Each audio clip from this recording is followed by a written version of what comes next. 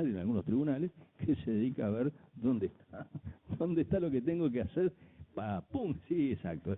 Y nosotros había una muletilla en el tribunal nuestro que era de no sé de cuándo venía, faltó cumplir con la acordada 265 del 65 de la de los sellos, aclarar las firmas, para ver quién, en realidad tiene sentido, para ver quiénes estaban en la audiencia, pero como en el fondo sabíamos todos que no estaba nada, no había nadie en las audiencias, ¿para qué queríamos saber si las firmas muchas veces sabíamos que se ponían después? O sea, son cosas que en definitiva son prácticas burocráticas, que este sistema oral que deja de ser oral, lamentablemente, en la segunda instancia va a mejorar. Vamos a ver cómo podemos hacer para que sin oralidad en segunda instancia podamos enganchar con la primera, porque la primera va como balazo y después llega la segunda y tenemos la misma conformación en la oficina y en el procedimiento de un proceso escrito, o sea que es algo medio complicado, es decir, pero trataremos de satisfacer el planteo del interior. Muchas gracias. Y del abreviado, ¿qué hay de nuevo? Es decir, ¿es tan dramático el cambio? Es decir, cambia la víctima, pero no puede recurrir. Bueno, ¿qué puede hacer la víctima una vez que es notificada? Esa es la gran duda. A la víctima la notificamos, bárbaro. No está en la etapa de negociación, ahí quedó excluida, pero la vamos a notificar. Se la oye. No, ni se la oye, se le notifica. Se dice se la oye, no. Si está, se la oye, es verdad. Bien.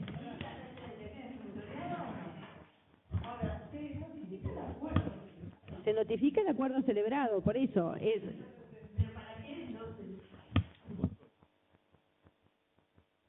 La idea es, no se quiso, si se ponía alguna facultad de impugnación, etcétera, como que se complica, o como que todo también es una consideración un poco para facilitación de los acuerdos, ¿no? Porque en este momento capaz que todas las víctimas tienen la facultad de impugnar los acuerdos, los acuerdos empiezan a entorpecer, como que es una experiencia, un plan piloto, a ver qué pasa con la víctima, y con la idea de que lo sabrán ya, de que hay mucho cuestionamiento de los acuerdos con penas bajas, entonces la idea es que, bueno, si metemos a la víctima, mire que la víctima va a estar en desconocimiento del acuerdo, los fiscales básicamente van a plantear acuerdos con penas no tan bajas. Esto va de la mano con el tema de que no se puede ir abajo del mínimo en algunos delitos. Es una cuestión como para decir que no lo hagan a escondidas, fiscales y defensa, porque la víctima te va a estar mirando. No sé si la víctima va a ir, va a mirar o qué sé yo, pero está eso que de alguna manera también es un pasito, creo, para que da un poquito más de seriedad eso que a la víctima se le da participación, porque decir, casi todo se resuelve en abreviado y la víctima ni se entera, ni no sabe. Creo que por lo menos esto es una cosita ahí que, ¿no? Algo.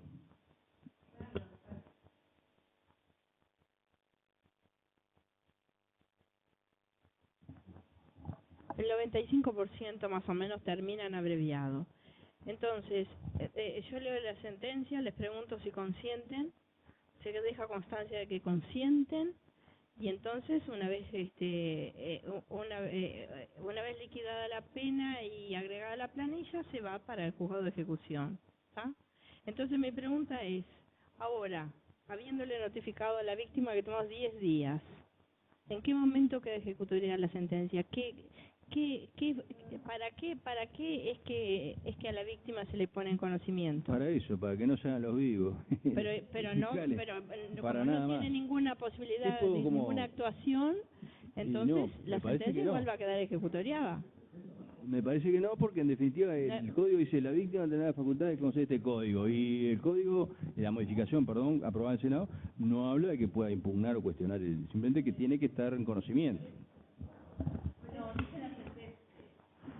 Del acuerdo. Sí, del acuerdo no se ha alcanzado, perdón, entre la fiscalía, estoy sin lentes, la fiscalía y el imputado. Podría ir a la fiscalía a hacer, pero no al tiempo en realidad. No. Es la víctima que no hubiera estado presente en la audiencia en la que se dictó sentencia, o sea que partimos del supuesto que la sentencia se dictó por lo tanto, el acuerdo no se homologó, pero digo, se admitió y se dictó sentencia de condena en función del mismo. Y después se notifica. Yo creo que la sentencia, si la víctima no puede apelar, la sentencia quedó ejecutoriada. Lo que es un plazo administrativo de 10 días a los efectos de que se cumpla la notificación, nada más. Ahora, volvemos a los casos de laboratorio, donde puede haber una afectación y seria a la víctima, tanto del acuerdo como de la sentencia. Supongamos la situación de la 19.580, donde la sentencia contiene una pena de corte pecuniario, el caso en que al imputado se le conmina el pago de 12 mensualidades específicamente a la víctima, ¿tá? Y ese aspecto no está contenido en la sentencia. La víctima puede introducir esa afectación de su derecho a través de una apelación, a través de una oposición a aquel acuerdo que ya pasó a ser una sentencia. El tema es que, no sé, el 273.7, tal como está previsto, no parece aumentar las facultades que la víctima tenía conforme al nuevo código. Es decir, no cambia. El hecho que yo se lo notifique, ¿supone aumentarle las atribuciones que la víctima tiene? ¿O es una mera noticia lo que está disponiendo esa norma? Creo que está recogiendo instrumentos internacionales. El legislador que los había soslayado y los está viendo ahora, ¿no? Entonces, está viendo como un camino para que este combinado de piedras pueda tener alguna intervención. Lo malo es que si esa es la intención, está mal regulada, porque en realidad la lógica hubiera sido que el acuerdo alcanzado entre la Fiscalía y el imputado debiera ser notificado a la víctima, darle un plazo a la víctima para que plantee las objeciones que entienda ante la Fiscalía, por ejemplo, y que luego la Fiscalía las recogerá o no y verá, y después eventualmente hasta podrá tener algún tipo de responsabilidad ante la víctima por no haber protegido sus derechos en debida forma. Pero tal como se reguló, lamentablemente, como se parte de la base que es la víctima que no estuvo presente en la audiencia de lectura de sentencia, nos situamos en el momento en que se dictó sentencia y automáticamente la sentencia queda ejecutoriada. Cuando está en la audiencia, ¿verdad? Si está en la audiencia, ahí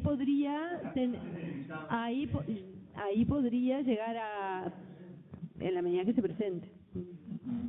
Será oída y punto, y el fiscal deberá recoger o no lo que plantea. Es decir, creo que no cambia la situación con relación al día de hoy, esta norma. ¿Ustedes les parece que modifican algo? Le digo las potestades de la víctima. Para eso, para que no se hagan los vivos. La idea es esa, pero aparte fue dicho, es decir, es para que los fiscales sepan que la víctima va a saber. Y bueno, en función de que sepan saben que la víctima va a saber, modifiquen de repente Lo que pasa es que estás empoderando a una víctima que ya tiene un 360 que dice puede apelar, puede impugnar cualquier resolución que la gente efectivamente. Le das pie con esta introducción en la audiencia, no voy a dictar sentencia hasta que no escuche a esa víctima, hasta que no escuche a esa víctima. A través de esta instrumentación de ser oída lo puede explicar cualquiera, entre otras estas. Y la manera mía, que me dice que el 580, 12 meses que tiene que actuar. y se verá. Yo no te digo, no tuve nada que ver con eso. Digo, es la intención, es esa. Es decir, ponemos a la víctima en conocimiento de esto y es una alerta que va a una luz que se le tiene que tener presente los fiscales para los acuerdos. No le queremos dar más que eso. Esa es la intención. Si por alguna norma o por alguna aplicación de convenciones internacionales vos entendés que hay un elemento que la víctima puede manejarse como impugnante, etcétera, de estos acuerdos, bueno, eso no estaba en los planes, no está pensado así, pero de repente, digo, puede pasar eso, ¿no? Que te fijas. En ese artículo.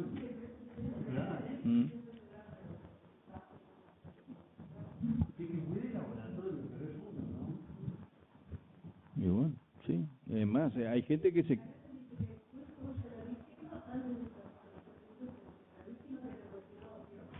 Ahora, ustedes no sé, pero capaz la pregunta es a los fiscales, ¿querrían que expresamente la víctima tuviera facultades impugnativas establecidas en esta norma? Yo pienso que no.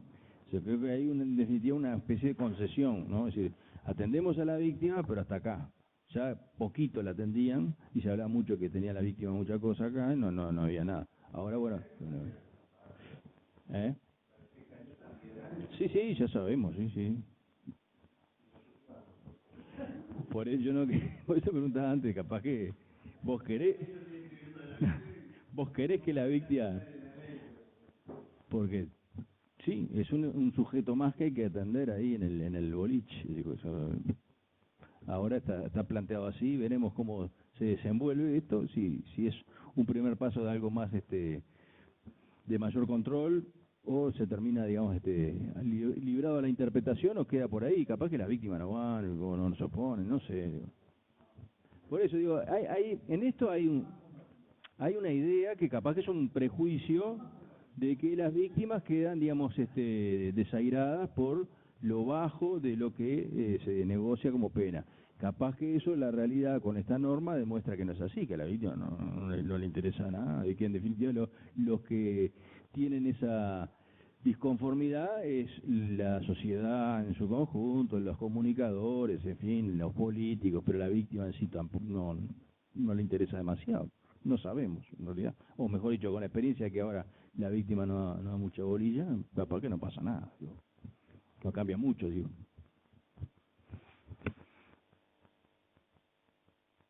En relación al abreviado, la otra modificación es el 273.5, ¿no? En estos procesos el imputado deberá cumplir de manera efectiva y en todos sus términos con el acuerdo alcanzado por la Fiscalía, ¿verdad? Hay que a ver cómo lo interpreta. Tenemos surtido, ¿no? Pena mixta, libertad asistida durante todo el tiempo de la pena. ¿Cómo limita, si es que limita esto?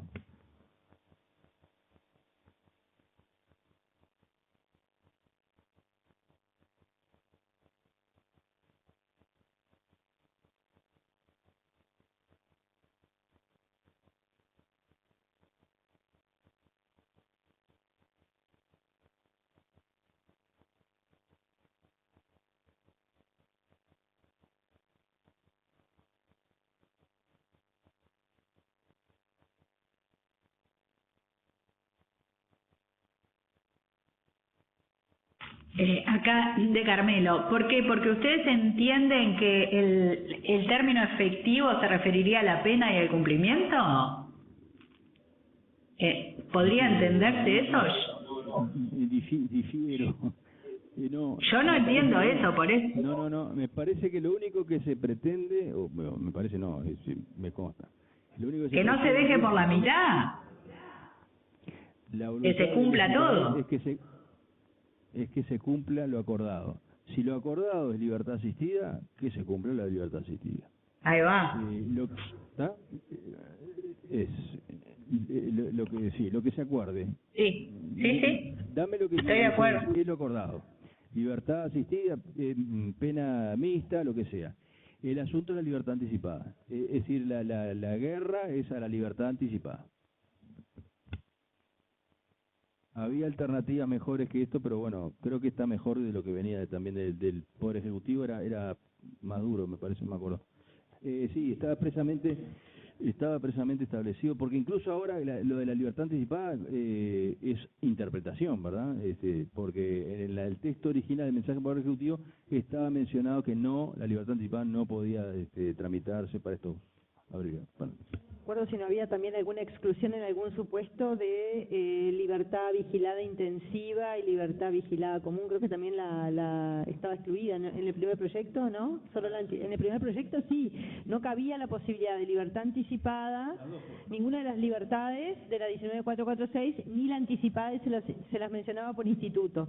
Y finalmente salió el 273.5, que habla de cumplir de manera efectiva en todos sus términos con el acuerdo. Por lo tanto, si el acuerdo prevé un régimen de libertad vigilada, tendrá que cumplir con esa libertad vigilada. Parecería que es eso lo que hay que cumplir. Esto también creo que es una gran transacción, porque originalmente era cierto, me había olvidado, ni libertad vigilada ni libertad anticipada. Es decir, o sea, acuerdo, si hay acuerdo, hay abreviado, tiene que ser cumplimiento de prisión efectiva, prisión. Ahora es otra cosa, ¿no? Bastante Ahora, podemos entender entonces que lo que está impidiendo es que yo acuerde una pena, por ejemplo, de prisión o de penitenciaría X y después pida la anticipada y por lo tanto la sigo reduciendo sobre algo que ya fue reducido. ¿Qué hacemos con la redención? Que es la duda que se me surge. ¿Corre o no corre en caso de estos delitos? Porque ahí tampoco es cumplimiento efectivo de la pena, o es cumplimiento efectivo con un subrogado de 2 días por uno. ¿Cómo lo interpretamos? Eso no he escuchado este tema vinculado a la anticipada. El otro día escuchaba al fiscal de corte justamente que le preguntaban por esta norma y hablaba de la anticipada, pero de la redención creo que la mencionó también. No, miento, la mencionó en un reportaje en Las Cosas en su sitio.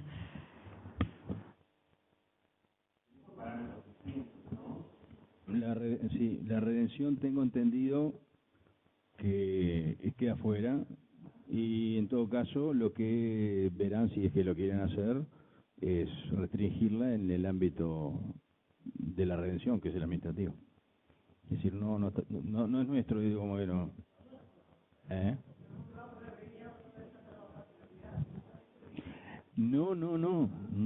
No, que justamente eso está afuera, es decir, nunca estuvo, está fuera del ámbito de la ley desde el proyecto en adelante, nunca el de la redacción. No, ni escuchar a decir no puede hacer, no puede entrar en redención, no puede redimir nada, no, eso nadie lo manejó porque también sería fuerte, ¿no? Digo, bueno, para lo que es la redención y además porque es un instrumento también de que lo maneja el Poder Ejecutivo, o sea que se sacaría una herramienta del Poder Ejecutivo que la puede, digo, le puede seguir interesando tenerla, ¿no?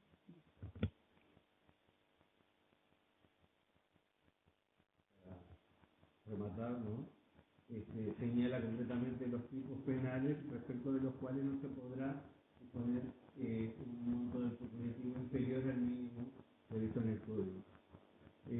Lo raro es que escucha la rapiña cuando la rapiña es el delito con el que más trabajamos, pero está bueno, en definitiva que no sé. Y me resulta un poco sorprendente que se señale el homicidio con dolo directo. No tiene mucho sentido, porque vamos a tener el problema de cuando se invoca el dolo eventual, no entra en el 273.5 y afuera. Hubieran dejado dolo y se terminaba. Sí, y a título de dolo directo, expresamente.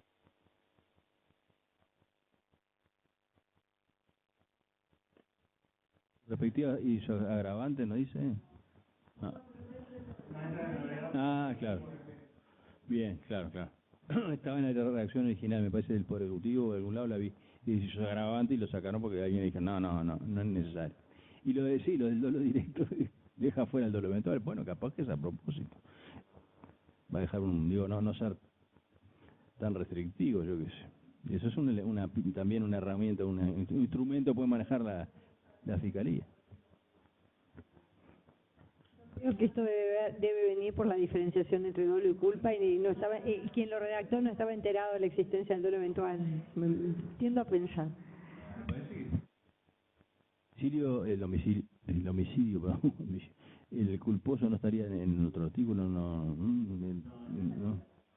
digo en el 300, bueno, no importa, voy a la lesión. Claro, me parece que sí, que no escapa al legislador la diferencia entre intencional y directo y eventual. Pero si no, lo hubieran puesto directo, ¿no? Porque estaría comprendido. No sé, quién sabe, yo qué sé. No sé, todo lo directo. La ley es clara.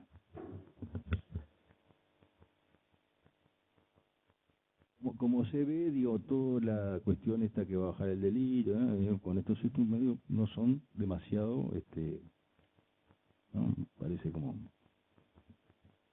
insisto con no decirlo muy fuerte, ¿no? Pero como que el producto final, o lo que se parece presentar como producto final, está distante de toda esa retórica que uno está escuchando todo el tiempo, lo que se viene, que es ahora, que de un lado y del otro. Incluso cuando en su momento inicialmente hicimos nuestros alegatos en la comisión, Graciela fue muy enérgica, que se acaban los abreviados, y yo con la prisión preventiva también fui muy enérgico, ¿sí? Pero esto como que lo que hay ahora no es demasiado diferente a lo que había antes, y además en el mapa creo que este tipo de retoques o de restricciones son bastante cercanas a las que en todos lados han existido, o sea que la inescarcelabilidad en América, en otros sistemas reformados, en otros países que reformaron, se metió enseguida, o sea que, no, bueno. Sí, bueno, se está desestimulando, pero capaz que bien, pero capaz que hay una percepción de que la brevedad se convirtió en una bicoca para el delincuente. Entonces, la política tiene eso. La percepción es esa. ¿Sabés lo que yo A los políticos están convencidos, y bueno, los comunican. Los políticos están convencidos. Y hay penas, no, perdóname, pero hay penas que uno escucha, rapiña con armas, libertad vigilada 4 años, o yo qué sé, digo, hay un cambio, digo, no es innegable que ha bajado los tiempos de prisión, de cárcel, eso sí, clarísimo. O sea, entonces, contra eso, digo, algo tenemos que hacer, y bueno, se tiene esto que en definitiva tampoco es que se limita muchísimo, pero muchísimo, no sé, la defensa siempre va a decir que esto es horrible, ¿no? Que espantoso, no, ahora no, como decía Adriana, ahora todo a juicio, no acordamos más, y bueno, es lo que se está visorando, ¿eh? Los defensores de alguna forma lo están dejando entrever. Les va a convenir mucho más ir a juicio y eventualmente conseguir un tratamiento punitivo bastante menor al que pida la Fiscalía en la acusación, ¿tá? Que abreviar por nada, porque en definitiva no va a rebajar prácticamente nada la Fiscalía. Bueno, según la prensa sí. Y hubo algún caso publicado con penas que a cualquiera le chocaban, porque eran 6 meses de cumplimiento efectivo, libertad vigilada 2 años, o sea, cosas que uno veía. Claro, es que yo era lo que pretendí transmitirle al Parlamento, y es que esos abreviados que chocaban, quizás en juicio eran absoluciones que chocarían mucho más. Pero bueno, es difícil de transmitir, y el concepto que quedaba es, la verdad que estas penas son un regalo, y si uno las mira objetivamente parecían en algún caso.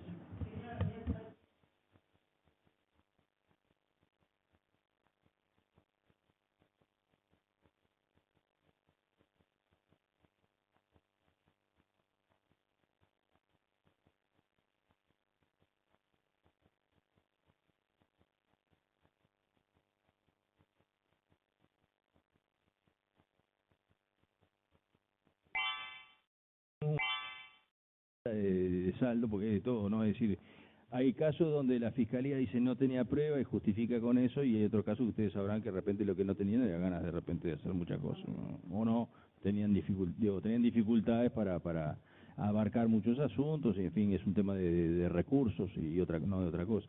Pero el resultado, lo que se informaba todos los días era el tipo de las penas, pero que te pones a comparar y es objetivo, no puedes decir que no. A mí me preguntaba si ahora una rapiña, 4 años es el mínimo y la cumplía efectivamente todo. Digo que ahora poco, ¿no? Rapiña 4 años efectivo, ¿no? El acuerdo abreviado, no sé si habrá mucho. Lo que... Por eso, no.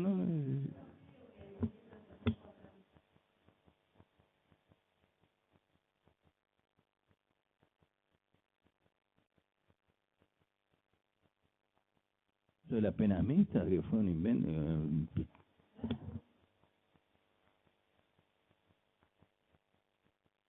Que además eso de las penas mixtas tampoco lo tocan, es decir, no les interesó tocarlo. Es decir,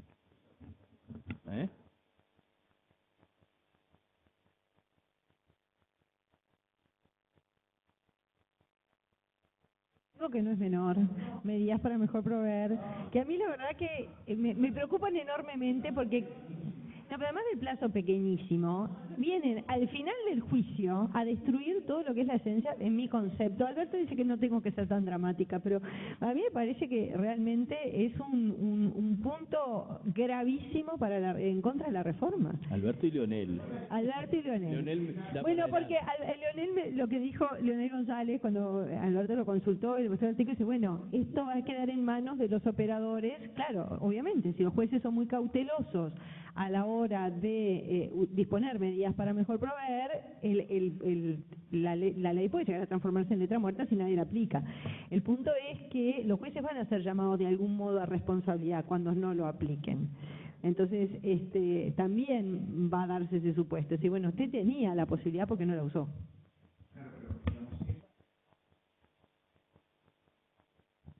En el que yo intervine en la primera parte. Pero, digamos, eso es meramente girar al grito, porque en la realidad de los hechos, con un plazo exiguo que no interrumpe ningún plazo procesal, realmente los hechos, una prueba que realmente consideremos eficaz va a ser muy difícil de poderla diligenciar y además encima después incorporar a una sentencia. Digo, me parece que es nada más que quedar bien y, por supuesto, como siempre, tirarle la responsabilidad a nosotros de que no lo hicimos. Lo peor es que ni siquiera es quedar bien, es tirarle la responsabilidad al juez sin darle herramientas para que las pueda hacer y trastocando todo el sistema. Además, es tirarle la responsabilidad al juez únicamente para condenar, porque en esto está claro, si el juez tiene dudas, absolverá. La prueba que va a buscar es la prueba para, claramente, parecería que es la prueba para condenar, porque si tiene dudas, absuelve. O sea que es complicadísimo. Este es un tema que va a haber que trabajar bastante con qué alcance, y por suerte el proyecto también fue modificado, porque originalmente el primero que circuló por la comisión, si no recuerdo mal, copiaba la redacción del CGP para los procesos de interés social. Por lo tanto, la norma incorporaba que el juez debía justificar por qué no había utilizado estas potestades, con lo cual lo estaba inhibitando o obligando casi a usarlas. Copió, no, la norma general, no de interés social, de todo No, porque el CGP no dice que tú tenés que justificar. Sí, en el 197. ¿Sí? Deberá Hace mucho que no lo justificar porque aprendo. sí, y era un argumento, yo usaba mucho un argumento para demostrar que la prueba, ¿no? Es decir, el juez tenía iniciativa en el proceso civil, tiene iniciativa probatoria. Si tiene que justificar por qué no adoptó una medida de prueba de oficio durante el proceso, es porque se asume que la tiene. ¿Sí? ¿Cómo se va a negar que tiene iniciativa? Ahora, trasladar ese texto así como estaba al acusatorio sería, ahí sí, dinamitarlo, porque es equivalente a que hay una iniciativa de prueba de oficio por parte durante todo el proceso. Y eso fue una inadvertencia, si iba a quedar así, un mamarracho. Veremos qué pasa con eso, yo qué sé.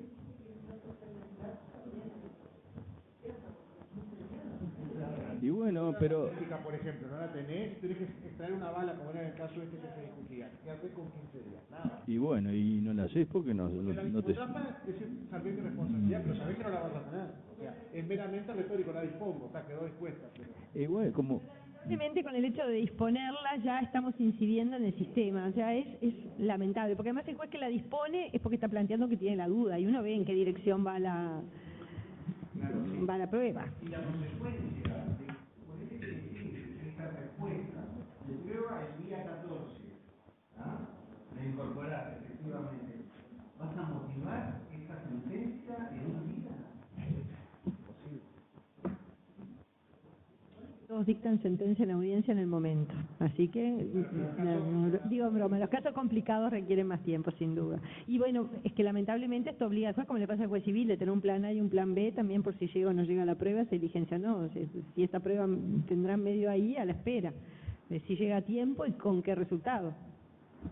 No hay otra opción. Fue todo muy desafortunado, porque en realidad siempre se legisla, en todos lados se legisla a grito, ¿no? Digo, por un caso me refiero. En los países desarrollados también, digo, un caso puede llevar a cambiar una legislación. En este caso hubo una constatación, o se interpretó, o se dijo, o se aclaró que lo que decía el ministro del Interior era un error, porque había una prohibición de producir prueba por el juez. A mí me le hicieron leer el artículo, una periodista Canal 10 casi la mato, yo decía, yo no quiero leer ese artículo. No, pero ¿cuál es la norma? Bueno, no, la leí, bueno, sí, ¿dónde está esa norma? La cambiamos. Pero ojo, Sí. Así que no había... Mucho cuidado lo que digamos de acá. No, sé por cuándo. eso, digo, no hay que decir, esto no nos limita, porque así no te limitan, te pongo la limitación. Y en general con todo esto hay que ser muy cuidadoso porque en este momento, capaz que no tanto, porque ya creo que está ya cerrado el paquete por ahora, por esta instancia, pero digo, durante todo lo que el tránsito fue así, como que había una especie de, ¿qué hacemos? Salimos a pegarle a la media para mejor proveer y decir, por ejemplo, en realidad no sirven para nada, porque no da el plazo, no da el tiempo, entonces van a hacer algo para que el tiempo dé. Entonces dejamos así y vemos cómo la van. A la sentencia que teníamos preparada y hacer una adenda al final, como una aditiva. Si nos llega el día 14, como decía él, o el 15, o el día 15. Déjalo así, como diría, olvídate.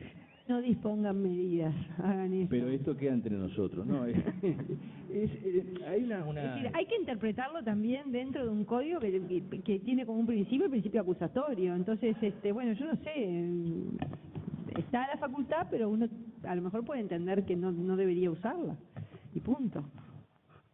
El Parlamento, el sistema político, ante una situación de pública alarma, porque en definitiva, supuestamente, vamos a conceder, se absolvió a homicidas porque el juez tenía las manos atadas, es lógico que el sistema político se sienta en la necesidad o obligación de mostrar su sensibilidad y decir, bueno, vamos a darle la herramienta para que no pase más esto. Y bueno, no creo que haya demasiada expectativa con relación a esto, digo, y como que este tema lo solucionamos, ponemos la medida para mejor proveer, ya está, y no creo que pase de eso, me parece a mí, digo, que estén después, claro, sí, y bueno, y cada vez que pase, digo, que no nos pase nunca que tengamos que justificar en una sentencia no condeno porque el fiscal no pidió esto y esto y esto, que era un poco lo que hacían los tribunales, o hacíamos los tribunales cuando a los de primera instancia tradicionalmente se les decía falta instruir esto. No, eso en realidad hay que resolver con lo que se tiene, y bueno, si lo que se tiene alcanza o no alcanza para condenar, y chao.